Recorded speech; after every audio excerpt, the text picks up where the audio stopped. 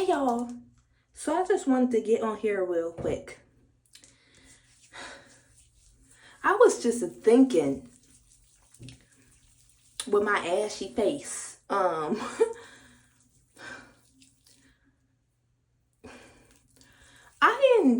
enjoy helping people understand the things of God.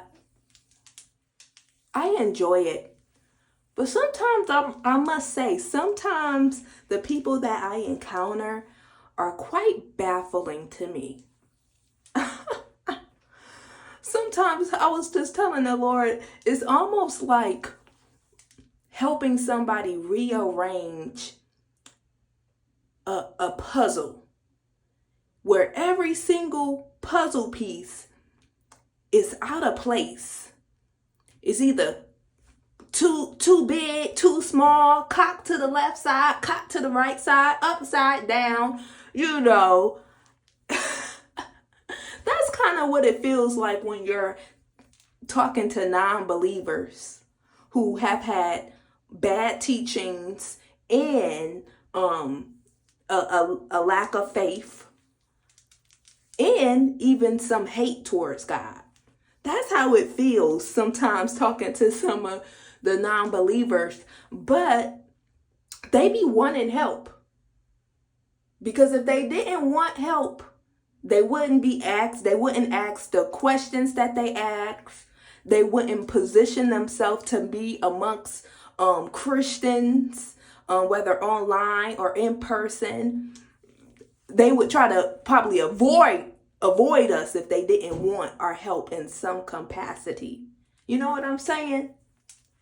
So I always try to help them when they come to me, whether online or in person or wherever, I try to help them. Try to help them rearrange all of the pieces in their head when it comes to Christ. And I was thinking, they even remind me of the show Hoarders. Y'all know the show Hoarders? The person who has the junky house, but they are willing to get help for it. They're willing to let the cameras follow in on them cleaning up this home and willing to help let people come in their house to help them to sort things out and get rid of things.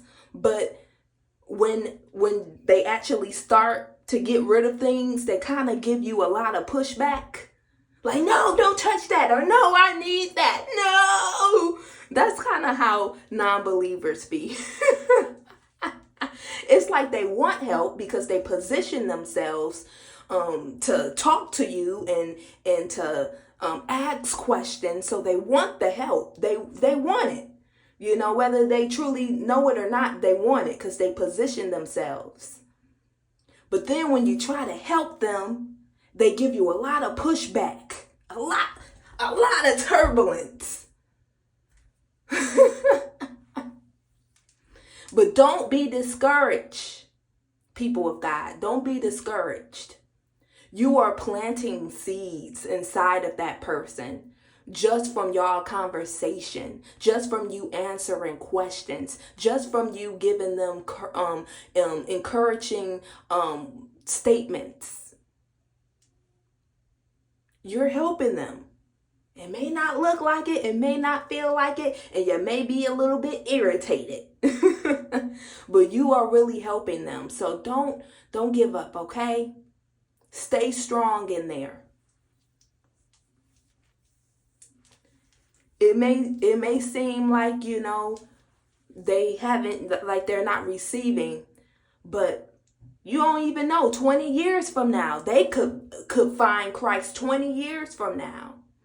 I remember I always knew Jesus in my life, and I loved him in my life.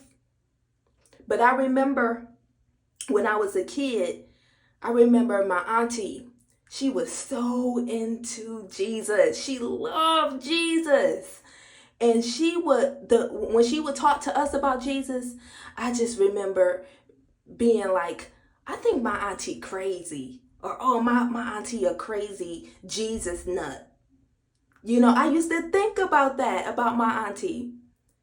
But I thank her because her talking to me about Jesus, it planted more seeds in me concerning Jesus.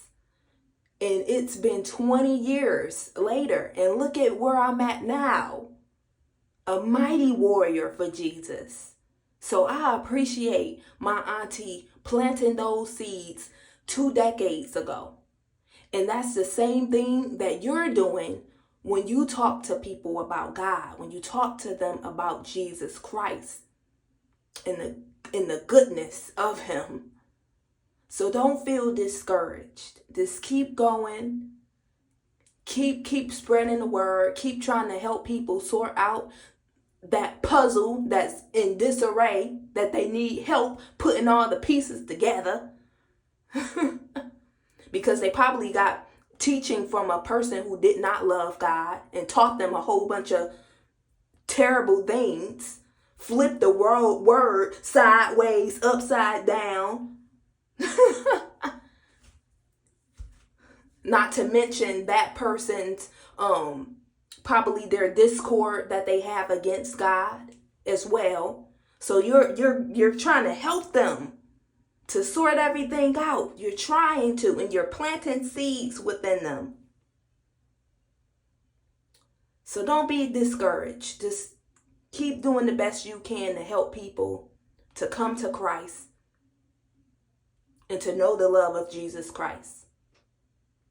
That's all I got to say, y'all. I'm out.